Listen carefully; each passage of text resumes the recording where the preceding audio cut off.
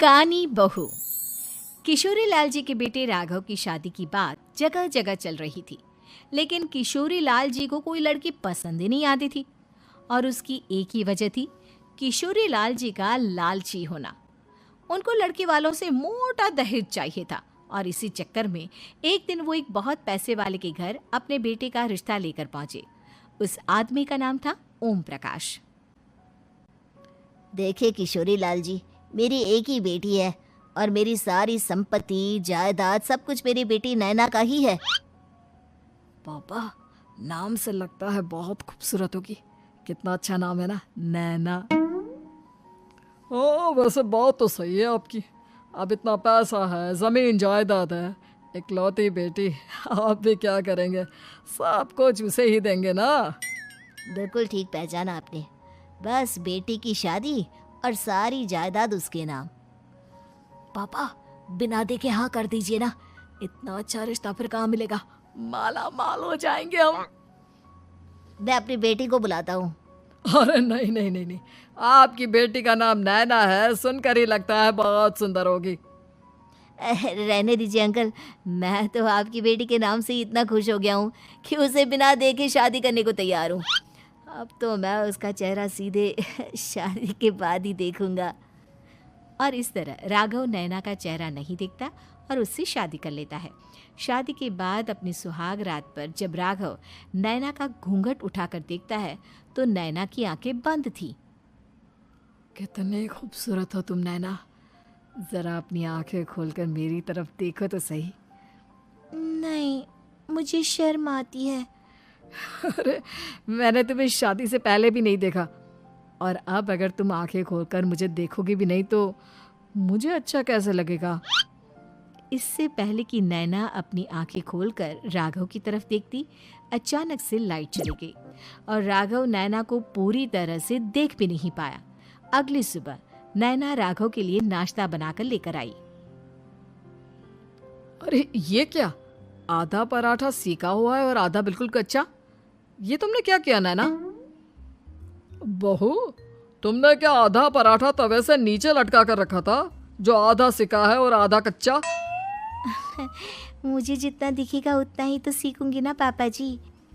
जहाँ जहाँ मुझे नजर आ रहा था वहाँ मैंने सीख लिया, जहाँ जहाँ नहीं दिखा वहाँ कच्चा रह गया होगा। इसका क्या मतलब है? ये कैसा मजाक कर रही है तुम? अरे बहू, तुमने इतना लंबा घूंघट क्यों लगाया हुआ है? देखो, हमारे घर में बहुओं को बेटी की तरह रखा जाता है, और फिर तुम तो इतना सारा माल लेकर आई हो। देखो, ये घूंघट डाल कर रखने की कोई ज़रूरत नहीं है। हाँ नैना, पापा जी ठीक कह रहे हैं, तुम तो आराम से रहो, अपना ही घर समझो। नैना अचानक से अपना घूंघट उठा लेती है। अरे ये क्या पापा, नैना की तो एक आंख फूटी हुई है। नाम से नैना, लेकिन ये तो कानी बहू निकली। मेरे साथ धोखा हुआ है, धोखा। बिना दिखाए अपनी कानी लड़की मेरे संग ब्याह दी। मुझे कानी बीवी नहीं चाहिए। मुझे अभी ओम प्रकाश जी से बात करनी पड़ेगी। आखिर उन्होंने मेरे साथ ऐसा किया क्यों? अरे, आप लोगों ने ही तो पापा से कहा था कि आप लोग शादी से पहले मुझे देखना नहीं चाहते। अब मेरे पापा पर क्यों इल्जाम लगा रहे हैं? अरे लेकिन उन्हें बताना तो चाहिए था ना कि तुम कानी हो, एक आंख से तुम्हें दिखाई नहीं देता।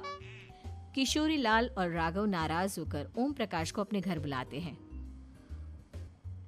पापा जी, ये आपने क्या किया? शादी से पहले बताया क्यों नहीं कि नैना की आंखों में परेशानी है? अरे, आप ही ने तो लड़की देखने से मना कर दिया था। और लेकिन आप बता तो सकते थे। आपको तो हमारी बेटी की प्रॉपर्टी चाहिए थी, वो भी पूरी की पूरी। अब क्या हुआ अगर उसे आधा दिखाई देता है? प्रॉपर्टी तो आपको पूरी मिल गई ना। अरे ये क्या बात हुई? मेरी शादी प्रॉपर्टी से नहीं, आपकी बेटी से हुई है।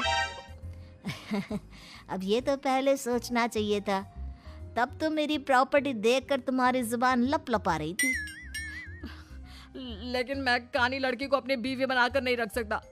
पापा, कुछ करिए ना आप। हाँ, करता हूँ। देखिए ओम प्रकाश जी, आप हमारे साथ ऐसा नहीं कर सकते।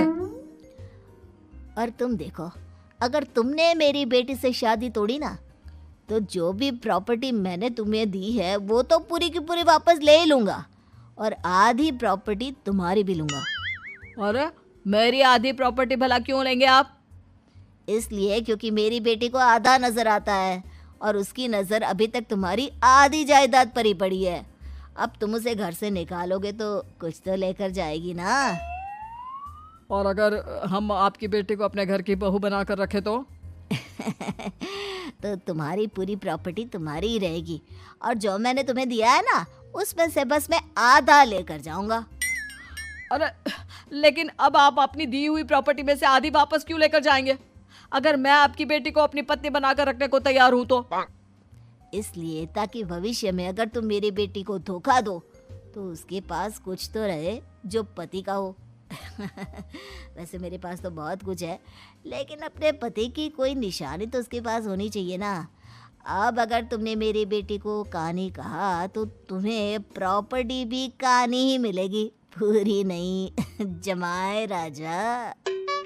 किशोरी लाल और राघव समझ चुके थे कि वो बुरी तरह फंस चुके हैं और अब उनके पास वहां से निकलने का कोई चारा नहीं है। अब समझ में आया ना, लालच बुरी बला होती है। एक तो तुम्हें प्रॉपर्टी मिली, ऊपर से बीवी मिली, उसमें तुम्हें नखरे भी दिखाने हैं। आए बड़े, चुपचाप बैठो दोनों। कुछ दिनों के बाद नैना राघव की कार लेकर बाजार घूमने निकलती है और जब कार लेकर वापस आती है, ये क्या? एक तरफ से मेरी गाड़ी पूरी खराब हो चुकी है। लगता है तुमने मेरी गाड़ी को किसी दूसरी गाड़ी के साथ एक्सीडेंट किया है। अरे अरे कितना बड़ा नुकसान कर दिया तुमने बहू। वो क्या है ना पापा जी, मुझे एक आंख से दिखाई नहीं दे रहा था, सामने से गाड़ी आ रही थी। मुझे तो सिर्फ आधा ही दिखाई दिया और वो गाड़ी मेरी कार से रगड़ते हुए निकल गई। अब मैं क्या करूं बताओ? आप इसे ठीक कराने के पैसे कौन देगा? तुम्हारे पापा? तुमने मुझसे इस तरह से बात की? अभी रुको। नैना राघव की शिकायत ओम प्रकाश को कर देती है। देखो राघव, अब जो मेरी आधी प्रॉपर्टी तुम्हारे पास थी ना, उसमें से आधी और मैं लेकर जाऊंगा, क्योंकि तुमने मेरी बेटी को डांटा। अरे नहीं नहीं पापा जी, गलती हो गई, माफ कर दो। गलती की तो कोई गुंजाइश ही नहीं। अगली बार मेरी बेटी को डांटा तो बची हुई आधी में से आधी और ले जाऊंगा। लालच के चक्कर में हम दोनों ने बहुत बड़ी गलती कर दी बेटा। एक तो तुम्हें कानी बहू मिली और ऊपर से जो माल मिला वो भी काना।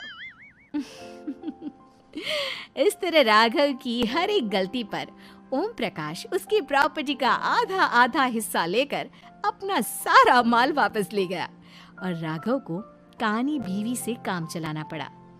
भाई लालच वाकई में बुरी बला है।